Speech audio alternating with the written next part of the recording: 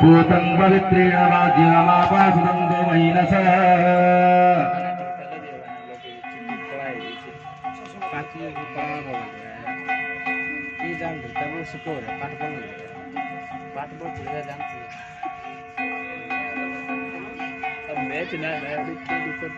ततः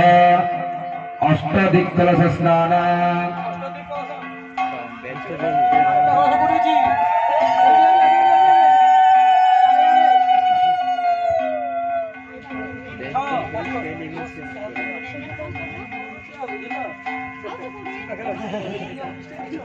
प्रथमतः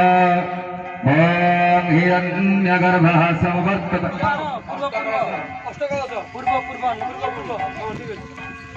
पूर्वादिक्युः ॐ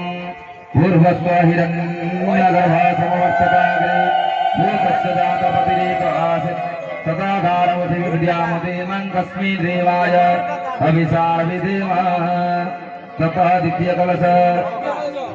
जह प्राणतो निमिषतो बहिर्देक इन्द्राद